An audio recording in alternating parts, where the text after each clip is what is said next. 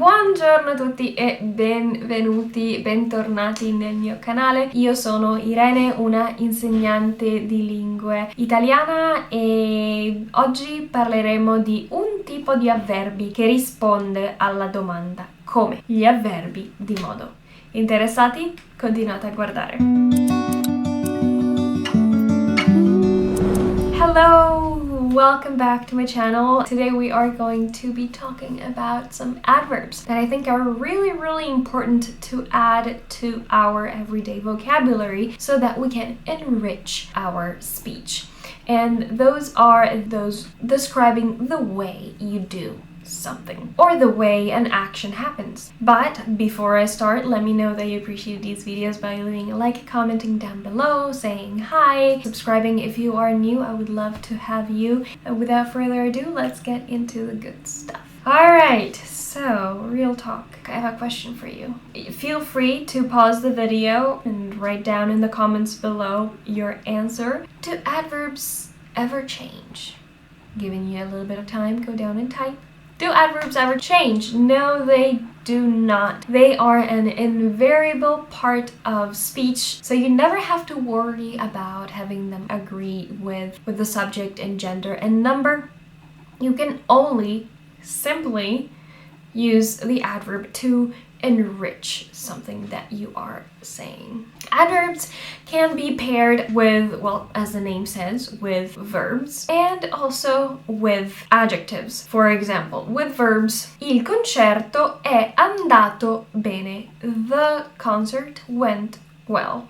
Or with adjectives, il concerto è stato molto bello. The concert was really good. Bene in the first sentence and molto in the second sentence are both adverbs. Other than being close to the verb and the adjectives, one thing that I would also really like to underline is that many, not all of them probably, but most of the adverbs come from an adjective. And how does that happen? Basically, we only have to add a suffix that is correspondent to the ly in English. Our suffix in Italian is mente, which by itself, as a single word, it exists and it means mind, but of course that doesn't have anything to do with it. It's just the suffix mente. So what do?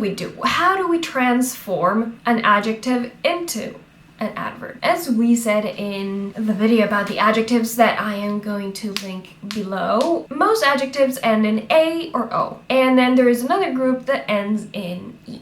So for the first group, what we want to consider is the form ending in A. So for example, if we have the base adjective of alto, that means high or tall, but in this case, high is more next to the meaning that I want to consider, we are gonna have to think about the feminine version, that is not alto, it's alta, and then after that add very easily mente. So alto will become altamente, so high becomes highly. So in a sentence we could say Marco parla altamente di te. Marco speaks highly about you. Or another example could be lentamente.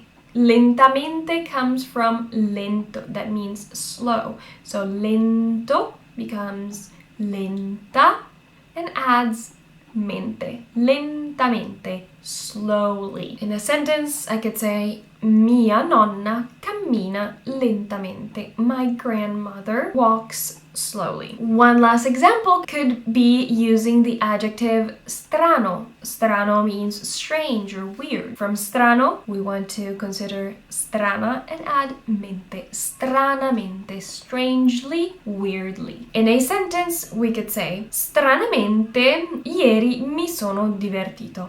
Strangely, weirdly, yesterday I had fun. Then, the second group that ends in E only needs to add mente as in felice, felicemente, happy, happily. Loro sono felicemente sposati. They are happily married. Or veloce, that becomes velocemente. Giulia impara velocemente. Julia learns quickly. Then there is another group of adjectives ending in ile or ale, where the last e falls and then we add directly mente. Gentile becomes gentilmente. In a sentence, we could say devi imparare a parlare più gentilmente. You have to learn to speak more gentle. Also, in a word like reale, real, the only thing we need to do is drop that final e and add mente.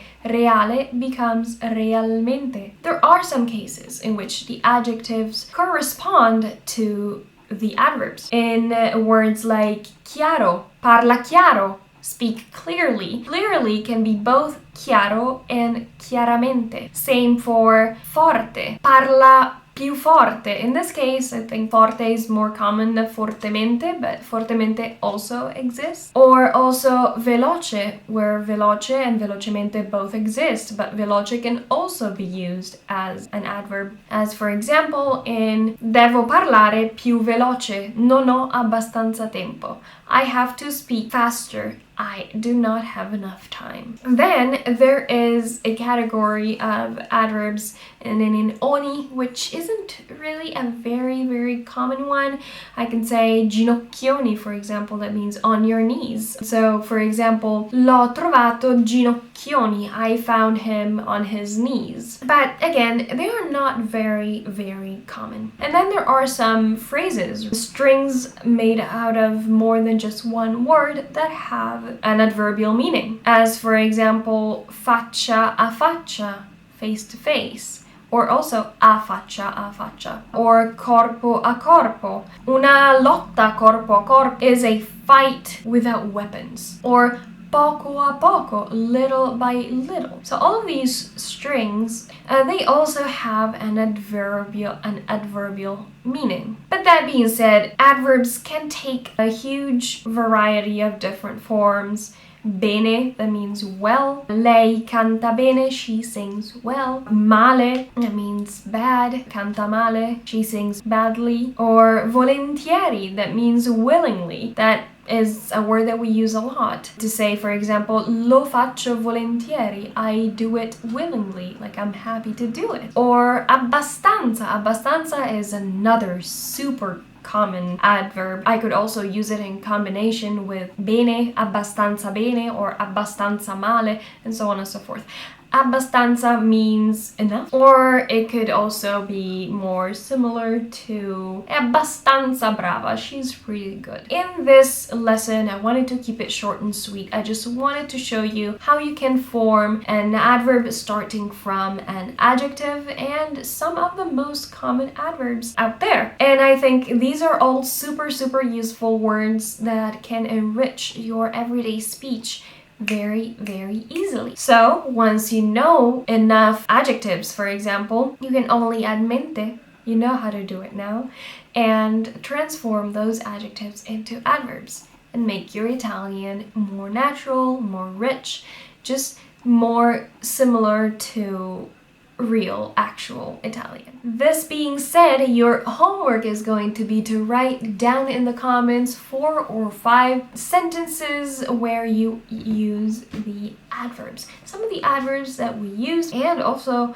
if you want to try to use an adverb coming from an adjective, try it. But I encourage you to verify every time you extrapolate an adverb from an adjective, verify that it exists. This being said, I'm gonna let you go. As always, thank you for watching. Leave a like if you liked the video, comment down below. If you have questions or anything, I'm always more than happy to answer to all of them. And subscribe if you're new, and I will see you in my next one. All right, bye guys.